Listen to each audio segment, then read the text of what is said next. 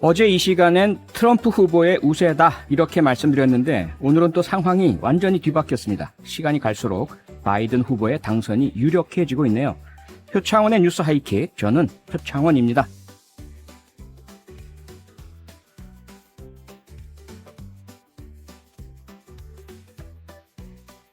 일명 매직 넘버라고 하는 대통령 당선에 필요한 선거인단 숫자는 최소한 270명입니다. 현재 바이든 후보가 264명, 트럼프 후보가 214명을 확보해서 바이든 후보가 단 6명만 더 얻으면 당선이 확실해지는 상황인데요. 선거 전부터 우편 투표를 문제 삼아왔던 트럼프 대통령이 과연 순순히 승복할까 하는 문제도 여전히 남아있습니다. 잠시 후 국립외교원의 민정훈 교수와 함께 현재까지 미 대선 투표 결과와 앞으로의 상황에 대한 예측까지 짚어보겠습니다.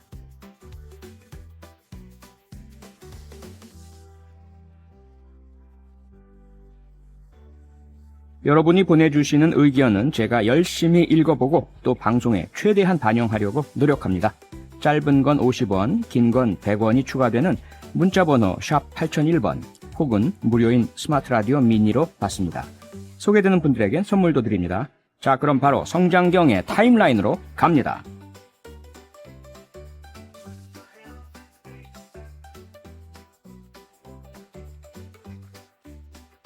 성장경의 시간은 거꾸로 흐른다. 뉴스 타임라인.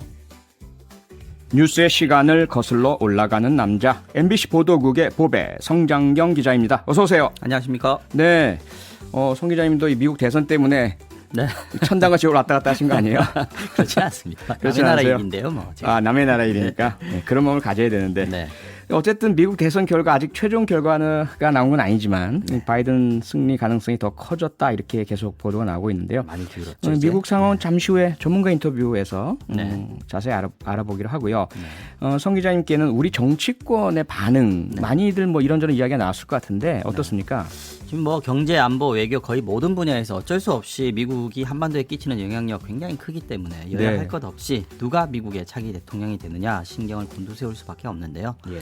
일단 지금 현안으로 걸려있는 것만 봐도 한반도 비핵화 문제, 주한미군 축소나 방위비 분담금 문제 이런 것들이 지금 걸려있거든요. 그렇죠. 특히 미국 대북 정책은 지금은 뭐 비록 북미 대화가 답보 상태에 있습니다만 어쨌든 정상회담까지 했었던 트럼프 대통령이 물러나고 상대적으로 좀 강경한 태도를 취했던 네. 바이든이 대통령이 되면 변화가 생길 수밖에 없는 거 아니겠습니까? 그렇죠. 그래서 여당에서는 원칙을 재차 강조하는 목소리들이 지금 나오고 있습니다. 김태년 민주당 원내대표는 어떤 행정부가 들어서더라도 한반도 평화 프로세스가 재가동돼야 한다. 그러기 위해서는 우리 국회가 판문점 선언 비준안과 종전선언 촉구 결의안을 국회에서 처리해서 대화의 분위기를 깔아줘야 한다. 이런 식으로 주장을 하고 있습니다. 네. 국회 외교통일위원장인 송영길 의원 같은 경우에는 북핵 문제를 원점부터 다시 시작하는 방식으로 가서는 안 된다.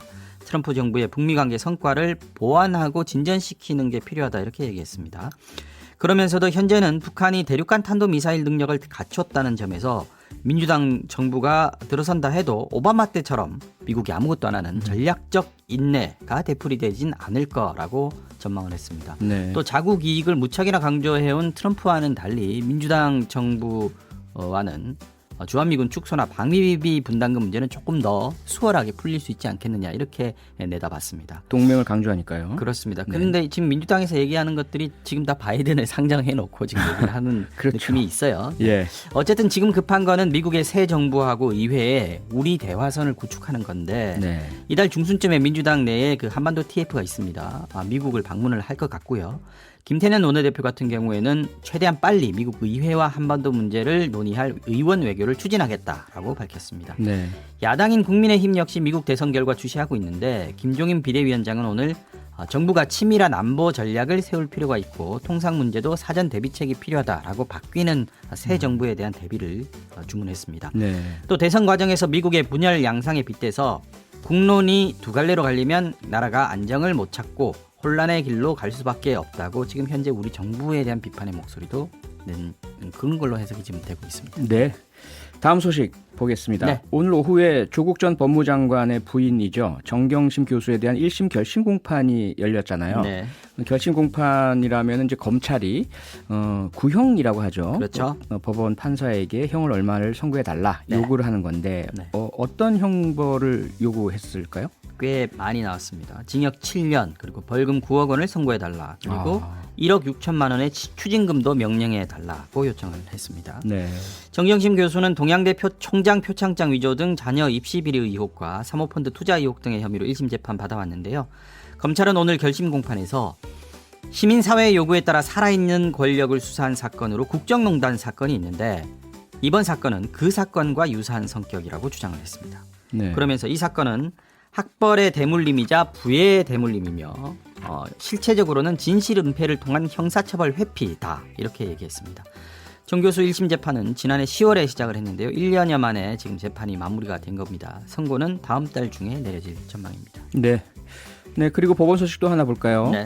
전 남편과 의붓 아들을 살해한 혐의 받고 있는 고유정. 네. 오늘 대법원에서 최종 선고가 있었죠. 네, 원심과 마찬가지로 무기징역이 선고돼서 확정이 됐습니다. 워낙 네. 충격적인 사건이었죠. 그러니까요. 고유정은 지난해 5월 제주도의 한 펜션에서 전 남편 강모 씨를 흉기로 찔러 살해한 뒤에 시신을 바다 등에 버리고 또 잠든 의붓 아들을 질식해 숨지게 한 혐의를 받고 있는데요. 네.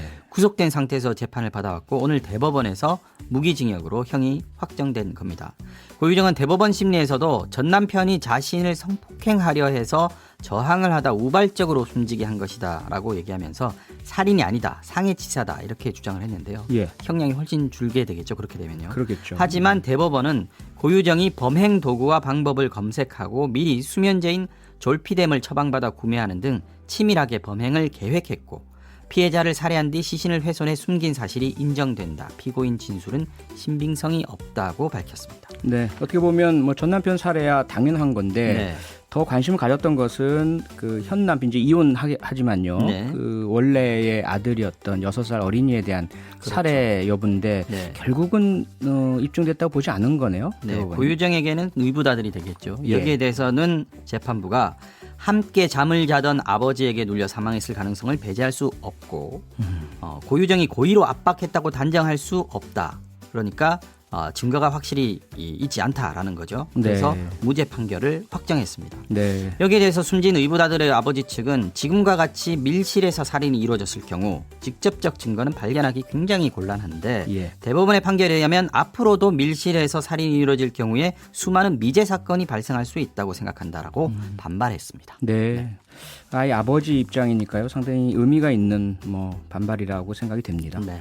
네, 이번에 수사 소식 하나 알아볼까요? 네. 검찰이 오늘 산업자원부와 수력원자력이죠. 네네. 수력원자력 등에 대해서 압수수색을 벌였는데 네.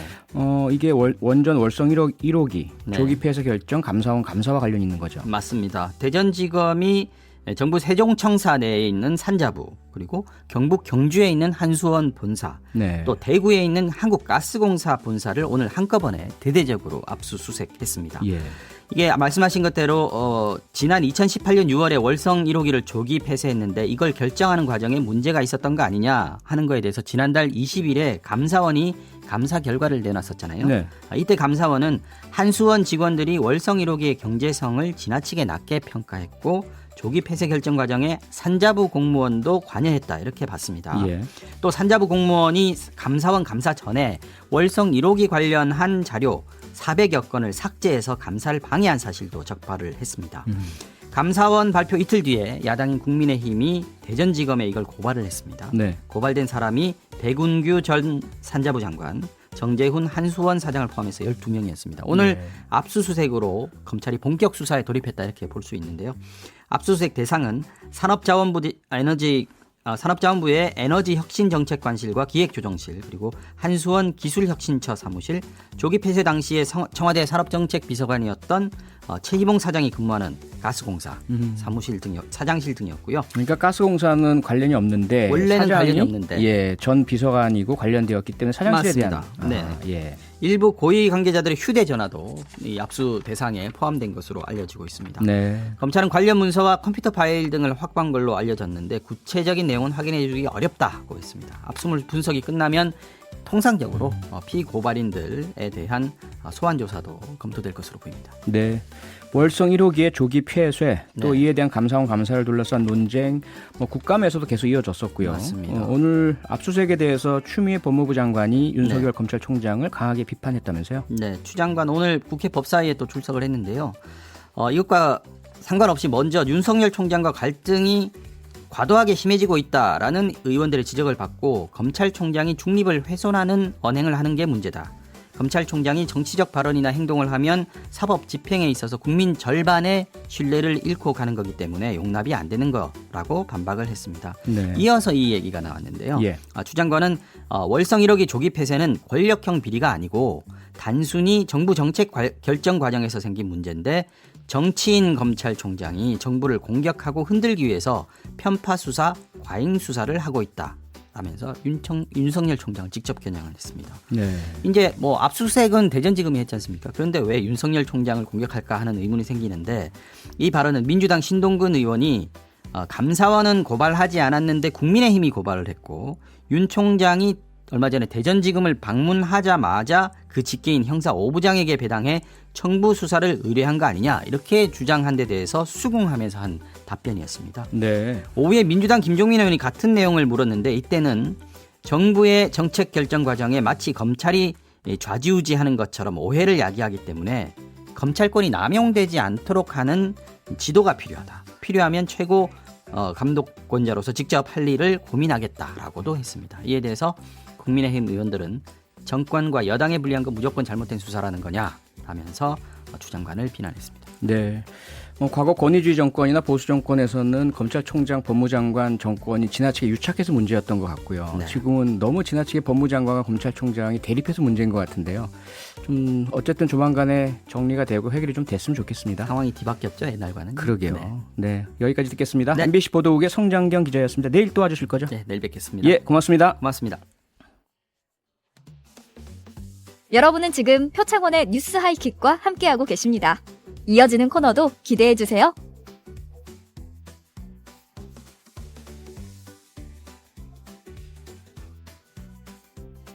어디서도 볼 수 없었던 불꽃 튀는 정면 승부가 시작된다. 이정미 오신환의 선곡 진검 승부.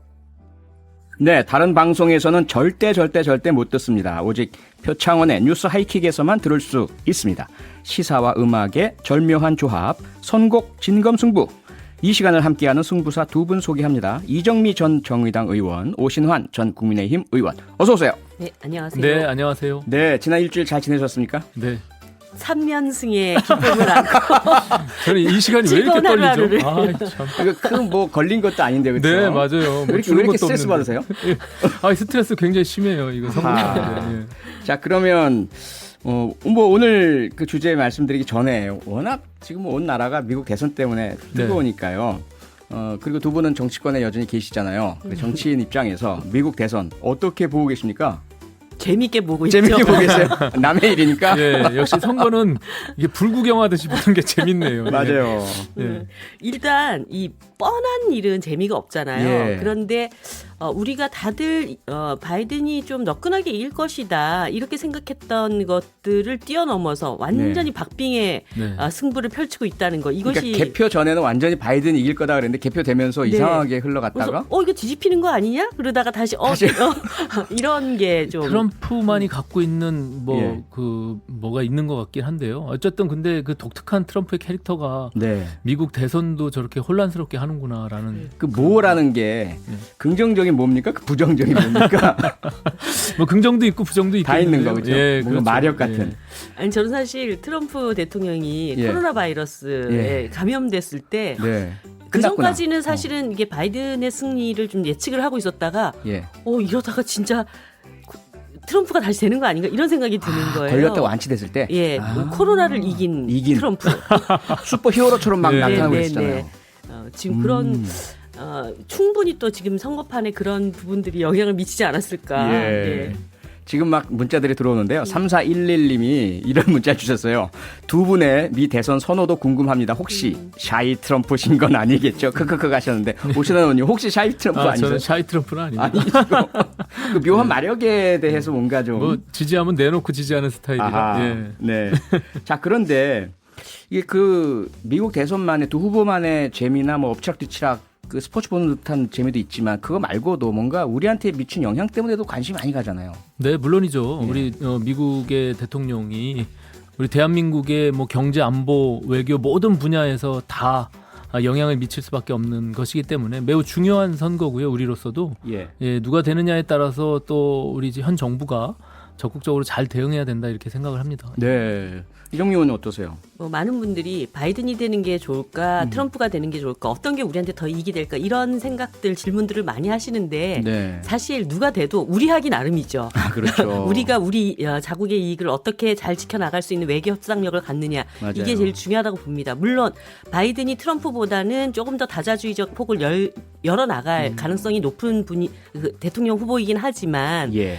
뭐 결국은 미국에 손해되는 일은 안 하는 건 어떤 대통령이 돼도 당연하죠. 마찬가지 아니겠습니까? 네, 당연하죠. 네, 결국은 우리가 어떻게 외교 협상력을 철저하게 갖춰 나가느냐 이게 훨씬 더 중요하다고 봅니다. 그러게요. 특히 이제 북미 관계가 트럼프가 가져왔던 그 북미 관계가 있잖아요. 물론 네. 이제 그것이 깔끔하게 해결되진 않았지만 그로 인해서 우리 남북 관계도 그 영향을 충분히 받고 있기 때문에 그런 측면에서 바이든이 대통령이 됐을 때 예. 그럼 뭐 과거 오바마 시절에 어떤 제2의 전략적 인내라고 하는 뭐 그런 또 시기로 돌아가는 거 아니냐라는 또 우려들도 있거든요. 그래서 네. 뭐 여러 가지 측면에서 또 우리 주한미군 주둔 문제도 있고 그런 측면에서 뭐 호불호가 있을 수는 있을 것 같지만 어쨌든 이정미 의원님 말씀처럼 우리 정부가 잘 대응을 해야 된다 이렇게 생각을 합니다. 그렇죠. 예. 오신환 의원님께 이 질문 좀 드릴게요. 좀 불편하실 질문 같은데 네.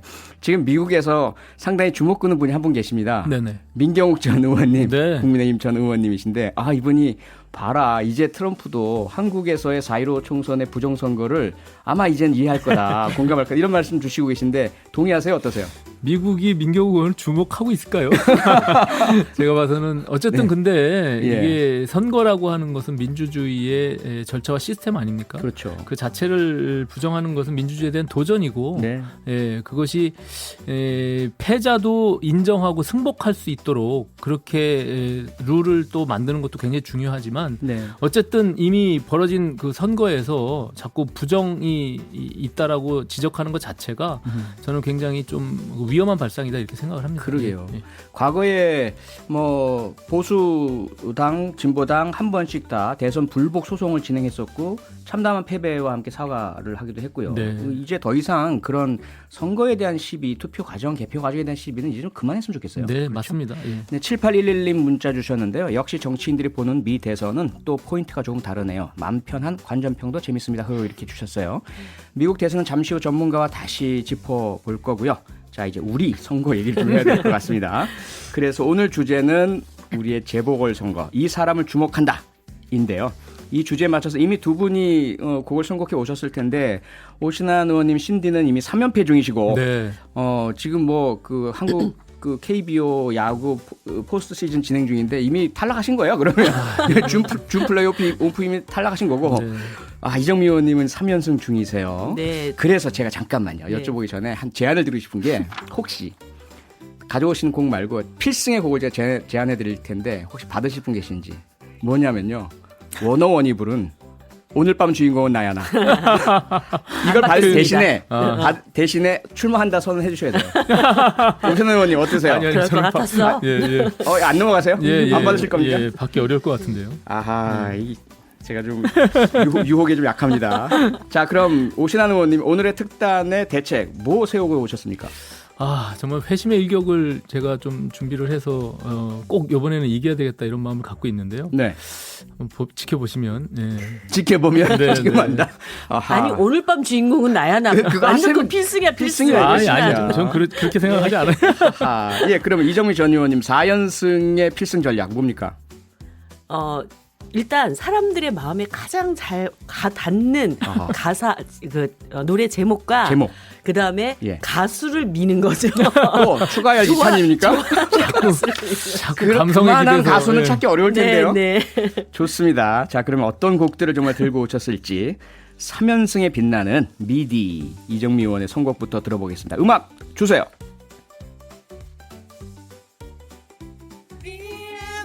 아하, 예, 알겠지만 그래도 가수와 제목 그리고 이유 예, 말씀해 주시죠. 이소라 씨, 이문세 씨, 대한민국 대중가요계의 거대한 별들 아니십니까? 맞습니다. 아니 가수 한 명으로 예. 안 되니까 이제 두 명으로 미치는 거. 그런 거 아니에요?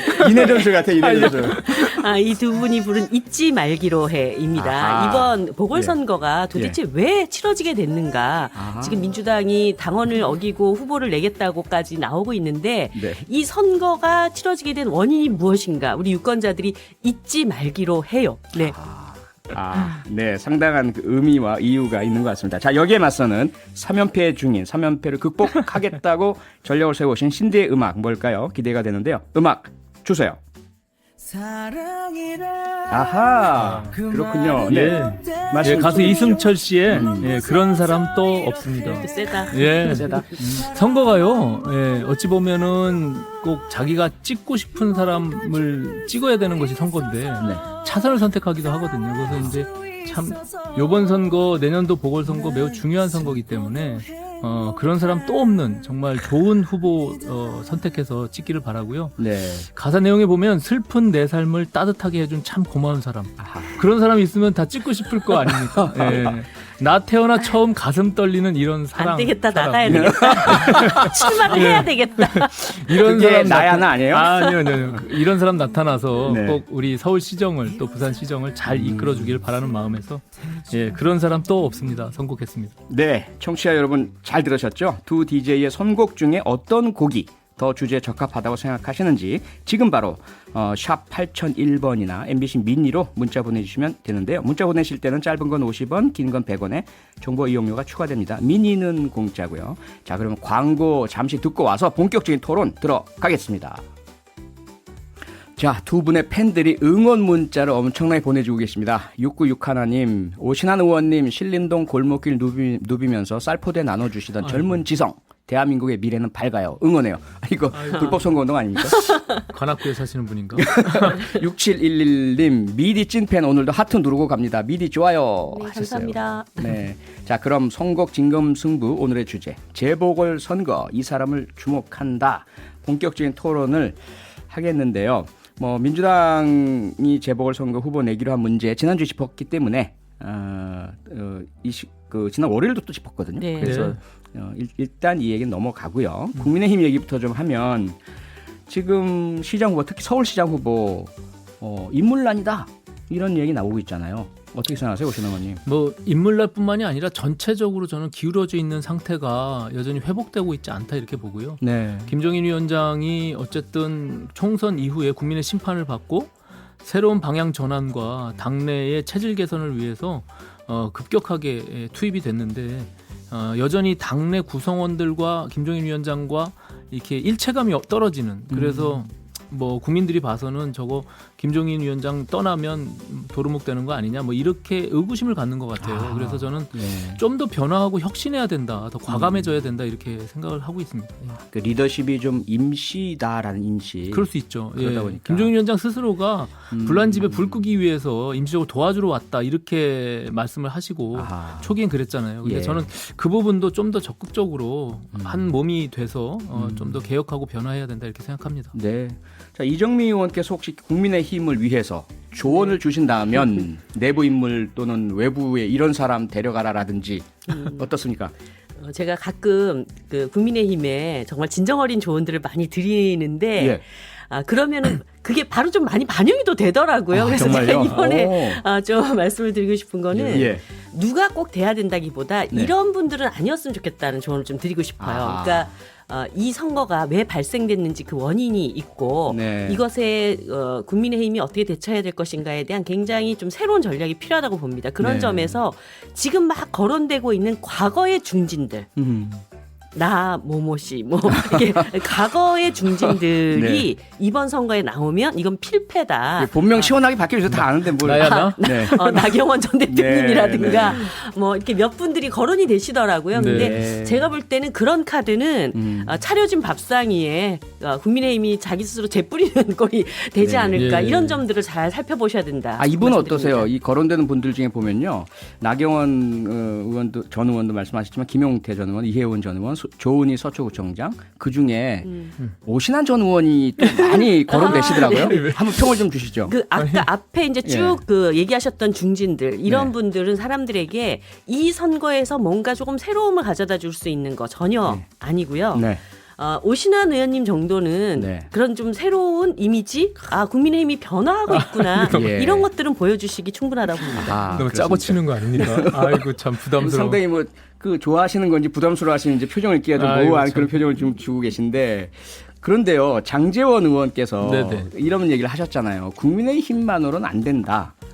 시민 후보 형식을 띄어야 한다. 시민 후보의 이름이어야 한다. 네. 이게 결국은 그러니까 국민의힘 공천이 아닌 방식에 한다는 건지, 외부의 그런 그 범시민 추대 후보를 국민의힘에서 영입해야 된다는 건지, 거기에 대한 또 오의원 의원님 의견 어떤지 좀 말씀 부탁드릴게요. 뭐 일단은 그 시민 후보라는 것 자체가 이제 공당으로서 저희가 당의 후보를 내지 말고 제3 후보를 지지한다는 것이 굉장히 좀 어렵다라고 저는 보여지고요. 다만 그 장제원 의원께서 말한 그 취지는 우리 당 내부에 있는 힘만 갖고는 안 된다. 문을 대폭 개방해서 정말로 다수의 사람들이 많이 참여할 수 있도록 열어야 된다. 그렇다면 지금 경선의 룰도 바꿔야 되거든요. 지금 당원 50%, 국민 50% 이렇게 돼 있는데 이걸 모두 100% 국민 경선으로 갈 수도 있잖아요. 이제 그런 어떤 파격적이고 신선한 방식으로 문호를 개방해서 정말 다양한 사람들이 그 힘을 다 키워낼 수 있도록, 그래서 시너지가 날 수 있도록 해야 된다는 취지는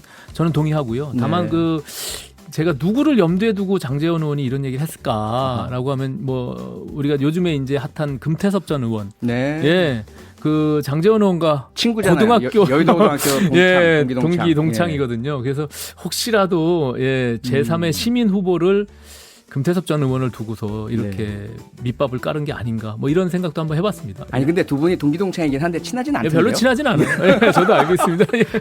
야, 그런데요. 그러한 어떤 범시민적 후보 추천과 같은 맥락인 것 같은데, 주호영 원내대표께서는 야권 연대 얘기를 또 꺼내셨어요. 그런데 김종인 비대위원장께서는 거기에 대해서 부정적인 의견을 또 내셨고요. 어떻게 생각하십니까? 초질관 김종인 위원장은 야권 연대에 관련해서 부정적이고요. 그러면은 이길 수 없다, 선거가. 우리 내부에서 제대로 된 후보를 내야 된다. 그런데 이정미 의원님 말씀하신 것처럼 좀 더 파격적이고 혁신적이고 중도 확장적인 인물을 내야 된다는 방향에 대해서는 분명하게 갖고 계신 것 같아요. 기존의 인물 그냥 무난하게 후보 뽑으면 무난하게 선거 진다라는 생각을 갖고 있기 때문에 저는 그 과정에서 우리가 혁신을 좀 만들어내고, 선거 경선 과정도 우리가 변화하고 혁신하는 과정이잖아요. 그래서 국민들께 또 시민들께 다시 신뢰를 좀 회복하는 그런 과정으로 우리가 이용했으면 좋겠다라고 생각합니다. 이정미 의원님, 지금 오신환 의원께서 금태섭 의원 이야기를 꺼내셨어요. 전 의원 이야기를 꺼내셨는데, 물론 이제 장제원 의원의 그런 심중을 읽어서 이렇게 말씀을 주신 거긴 한데요. 그래도 어쨌건 이제 금태섭 전 의원께서 민주당 탈당 이후 첫 행보가 국민의힘의 초재선 의원 모임에 강연을 하시는 거였고요. 어떻게 보십니까? 이런 행보가 결국은 국민의힘의 서울시장 후보로 나서는 것까지 연결된다고 보세요? 그리고 그것이 바람직하다고 생각하세요? 제가 20대 국회에서 금태섭 의원님한테 이런 얘기를 했었어요. 내가 아는 대한민국의 최고의 자유주의자다. 그러니까 본인이 옳다고 생각하고 그 개인의 어떤 선택은 존중받아야 된다라는 확고한 인식이 있는 분이기 때문에 아마 이제 강연도 그렇게 해서 가시는 거라고 생각이 드는데 또 정치적인 행보와 결정은 또 그거랑 다르게 여러 가지 신중하게 고려해야 될 부분이 있지 않겠습니까? 제가 뭐 금태섭 의원님 머릿속에 들어간 사람은 아니기 때문에 알 수는 없지만, 아니, 오신환 의원님은 장제원 의원님 마음속에 들어갔다 나오셨는데요. 그럼요. 이정미 의원은 잠깐 좀 금 의원님 머릿속에 들어갔다 나오시죠. 뭐. 근데 제가 제가 볼 땐 금태섭 의원님이 그런 어떤 소위 국민의힘을 통해서 정치를 다시 컴백하는 그런 그 수단을 쓰지 않으실 가능성이 높다고 거다. 봐야죠. 예. 저도 동의합니다. 네. 예. 좀 마지막으로 정의당은 어떠세요? 좀 후보 준비랑 잘 돼 가십니까? 어떤 분? 심상정 전 대표님 계속 얘기 나오던데. 네, 일단은 예. 이 선거가 굉장히 중요하고 네. 사실 국민의힘과는 정치적 방향이 다르기 때문에 함께하기 네. 어렵고 또 네. 민주당은 이번에 후보를 네. 내는 것조차가 자격이 없다고 저희들이 얘기했기 때문에 네. 정의당으로서는 굉장히 책임이 큰 선거입니다. 그래서 큰 칼을 쓰거나 큰 칼 쓰거나. 아니면 큰 판을 만들거나 아하. 그래 최근에 이 민주당이 후보 공천한다는 것 네, 때문에 의원님 죄송합니다. 근데 거기까지만 들어야 될 것 같습니다. 시간이 벌써 다 됐습니다. 청취자 여러분의 심판 받을 시간이 돌아왔기 때문에요. 네, 7315님 저는 그런 사람 또 없습니다. 한 표요. 요즘 청취하면서 느끼는데 세 분 모두 재밌으시고 따뜻하신 분들 같아요. 오늘은 오신환 전 의원이 꼭 이 동정표 같습니다. 아무래도. 동정표. 아, 3298님 역시 미디님 한 표입니다. 이분은 쿨하세요. 김민화님 부산 시민입니다. 당을 떠나 진짜 시민을 생각하고 위하는 그런 시장을 뽑고 싶네요. 그런 사람 또 없습니다. 4623님 한국 시리즈는 7.44승제입니다. 신디의 한 표입니다. 오늘의 승자는요. 그래서 두두두두두두두두두두 9대1 압도적 지지로 신디 정말. 승리입니다. 축하드립니다. 와 기사 예상하셨어요? 제가 이번에 졌으면 아마 못 봤을 수도 있습니다. 예. 그러니까 그 리버스 수입이라고 하죠. 네. 앞으로 또 4연승까지 가능하니까요. 힘내시기 네. 바라고요. 네. 또 이정미 의원님 힘내셔서 다음 주 네. 기대하겠습니다. 오늘 두 분 고맙습니다. 네, 감사합니다. 네. 여러분은 지금 퇴근길 넘버원 시사 프로그램 표창원의 뉴스 하이킥과 함께하고 계십니다. 의견도 많이 보내주세요. 짧은 건 50원, 긴 건 100원이 드는 휴대폰 문자 샵 8001번이나 스마트 라디오 미니로 보내주시면 됩니다. 그럼 계속 뉴스 하이킥 하세요.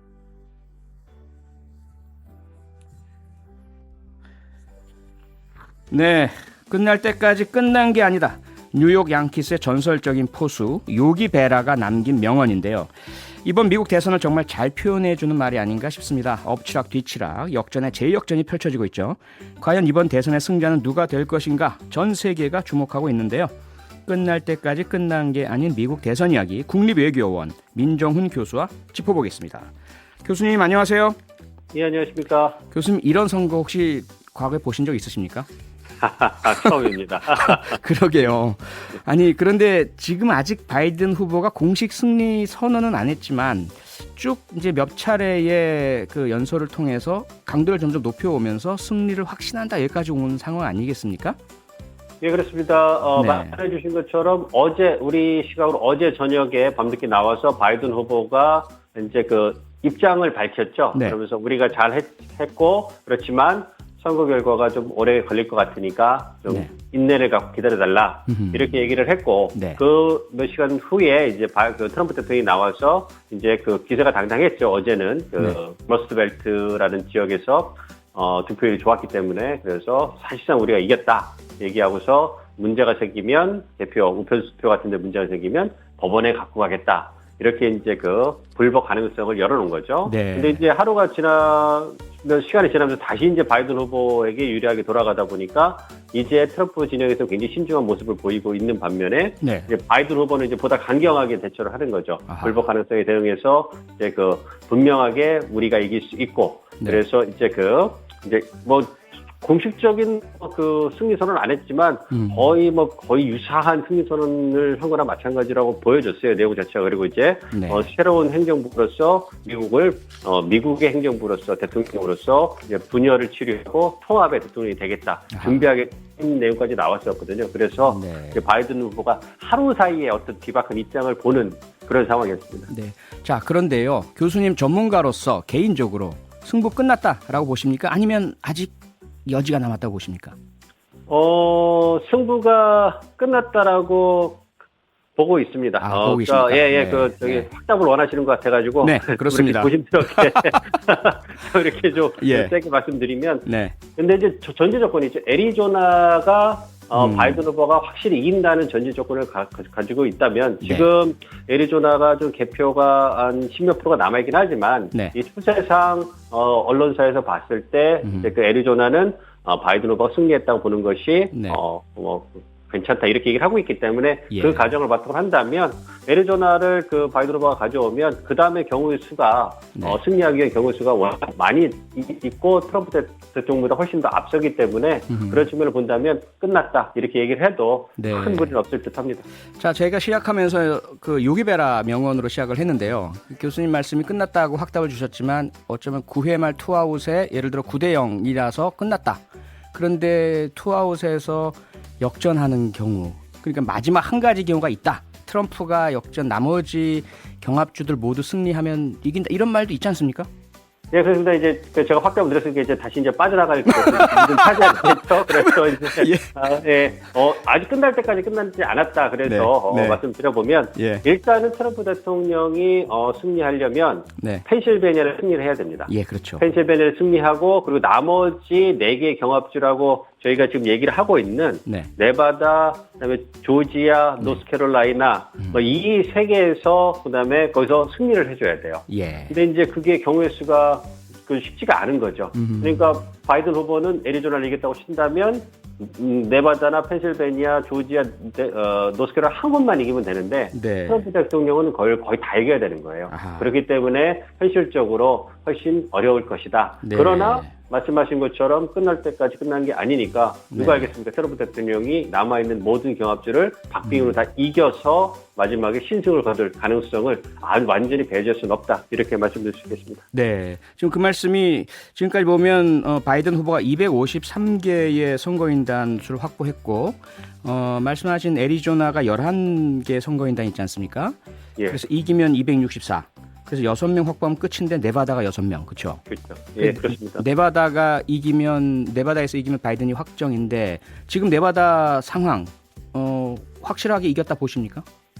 거의 확실합니다. 왜냐하면 네바다가 그렇게 큰 주가 아니고요. 네. 이제 그 86% 개표가 된 상황이고 한 0.6% 차이로 바이든 후보가 앞서고 있습니다. 이거는 사실은 좀 예외적인 거예요. 굉장히 이렇게 치열한 접전을 할 거라고는 예상하기 좀 쉽지는 않았는데 어쨌든 바이든 후보가 이기고 있고 이제 그 바이든 후보한테 그 긍정적인 소식이 뭐냐면 7만 표 정도가 우편 투표가 남아 있다는 얘기가 들어오고 있거든요. 네. 그리고 이제 우편 투표는 공화당 지지층보다 민주당 지지층이 아무래도 많이 하기 때문에 네. 이러한 그 상황을 고려하면 0.6% 그 격차가 더 벌어질 가능성이 있기 때문에 이러한 그 패턴을 추산을 해가지고 언론사에서 너바다도 바이든 후보가 이길 것이다 이렇게 추적을 하고 있는 것이거든요. 네. 그렇습니다. 근데 이제 너바다 같은 경우에가 이제 그 언론 보도를 보면 현지 시간 5일 오전까지 개표 결과를 업데이트하지 않겠다 이렇게 얘기를 했어요. 아무래도 부담이 그렇죠. 좀 있는 것 같아요. 아하. 자신들한테 네. 이제 그 쏟아지는 6표가 이렇게 중요하게 쓰일 줄은 아마 어느 누구도 몰랐겠죠. 상상도 못했겠죠. 예, 저도 네. 이제 그 다른 방송이나 이제 회의에서 플로리다하고 펜실베니아를 주목해야 됩니다. 이렇게 얘기를 했지 네바다가 이렇게 중요하게 거론될 줄 몰랐거든요. 예. 그래서 그런 부분에서 네바다 어떤 그 선거관리위원회가 굉장히 조심스러워하는 것 같아요. 그래서 지금 개표가 진행되고 있는데 네. 결과를 업데이트하지 않을 것이다. 그래서 그렇지만 5일 오전까지 안 한다고 했으니까 5일 오전이 좀 지나면 한 번 정도는 해줄 가능성이 있기 때문에 네. 그래서 우리 시간으로 6일이 되겠죠. 내일 정도가 되면 네바다의 어떤 결과가 들어온다면 그리고 또 하나 주목해 보실 부분이 조지아가 있어요. 조지아, 예, 거기가 네. 지금 95% 개표가 되는데 1% 미만으로 이제 바이든 후보가 맹렬히 추격하고 있고 네. 그리고 흑인이나 대도시 지역인 그 애틀란타에서 그 개표 결과가 들어오고 있기 때문에 그렇게 뭐 하나의 주에서 그 몇만 표가 차이 나는 게 아니기 때문에 네. 지금 추세를 보면 조지아가 만약에 그 바이든 후보가 신승을 하게 된다면 그러면 조지아가 선거인단이 16표거든요. 네. 그러면 너바다의 중요성은 훅 떨어지고 이제 조지아가 가져가면 이제 완전히 이제 끝난 게임이 된다. 이렇게 말씀드리겠습니다. 예, 교수님도 거의 뭐 확신하시고 다른 뭐 대부분의 언론이나 전문가들도 그렇게 얘기를 하는데 문제는 트럼프가 끝까지 소송까지 가겠다 이런 의사를 밝혔고 실제로 또 소송 제기를 했지 않습니까? 예. 끝까지 계속 갈까요? 그거는 이제 지켜봐야 될 것 같습니다. 개표 결과에 달렸다고 생각해요. 그러니까 네. 트럼프 대통령이 어제 나와서 본 거는 가장 그 가능성이 있는 그 후속 조치를 이제 그 포석을 깔아놓은 거라 생각을 하고요. 네. 어제는 말씀드린 것처럼 미시간, 펜실베니아, 위스콘신을 이기고 있었기 때문에 예. 그 자신이 법정으로 어떤 그 개표 결과를 끌고 갈 명분이 충분했죠. 왜냐하면 현장 투표에서 자신이 이겼고 밑에 네. 썬벨트도 거의 이겼기 때문에 지금 그 트럼프 대통령 입장에서는 자기가 이렇게 잘했는데 갑자기 선거날 이후에 우편 투표로 결과가 뒤집힌다면 이거는 충분히 이제 그 자신의 주장을 펼칠 수 있는 판이 열리는 건데 네. 그 갑자기 하루에 그 상황이 바뀌면서 바이든 후보가 우세하게 됐잖아요. 그러니까 트럼프 대통령의 주장의 근거가 약해지는 거고 네. 또한 그 바이든 후보가 우세하게 되니까 공화당을 비롯해서 여론, 언론들이 트럼프 대통령에게 보이전 압박을 계속하고 있단 말이에요. 네. 패배를 승복하라. 이렇게 되니까 트럼프 대통령이 굉장히 여론에 민감한 사람이기 때문에 그러한 부분을 잘 알고 있어서 얼마 전에 그 트위터에다가 이게 뭐 무슨 의미가 있겠느냐 불복하는 게 뭐 이런 식의 이제 이렇게 좀 이렇게 한 발 물러서는 이런 그 스탠스를 보여주고 있기 때문에 만약에 그 말씀드린 것처럼 네바다나 조지아에서 바이든 후보가 승리하게 돼서 바이든 후보의 승리가 거의 확실히 되게 되면 트럼프 대통령이 어떤 그 법정으로 끌고 갈 가능성은 적어질 거라고 봅니다. 그러나 반면에 이제 그 반대의 경우 이제 끝날 때까지 끝난 게 아니다 이래가지고 승리를 거두게 된다면 이러면 이제 끝까지 지루하게 법정으로 갈 수 있는 그러한 가능성이 커진다 이렇게 말씀드릴 수 있겠습니다. 네, 교수님 응원 격려 문자가 많이 들어오고 있습니다. 9011님 교수님 이야기 재밌게 잘 설명해 주시네요. 선거 해설 다음에 또 해주세요. 다음에 또 와주셔야 될 것 같습니다. 알겠습니다. 교수님 오늘 감사합니다. 예, 감사합니다. 광고 듣고 왔습니다. 표창원의 뉴스 하이킥 함께하고 계시고요. 8911님 문자 들어왔는데요. 선곡 진검승부에서 오신한 이정미 두 전 의원 이야기도 듣고 교수님 이야기도 잘 들었는데 전 표디님 의견이 궁금해요. 미국 대선 상황 어떻게 보고 계세요? 크크. 솔직히 말씀드리면 뭐 바이든 후보도 그다지 매력적이진 않은 것 같고 그 아들의 스캔들도 조금 별로 좋은 문제는 모습은 아닌 것 같은데 트럼프 대통령의 그 인종차별을 부추기는 그런 언행들과 막말 또 품격의 문제, 지구 환경에 대한 그 상당히 적대적인 행동들, 자기 나라만 잘 살면 된다는 그런 모습들은 저는 국가의 지도자로서 자격이 없다고 생각을 합니다. 그리고 지금 진행되는 모든 선거 과정 잘 승복했으면 좋겠습니다. 네, 저는 7시 10분에 오늘의 표정으로 돌아오겠습니다.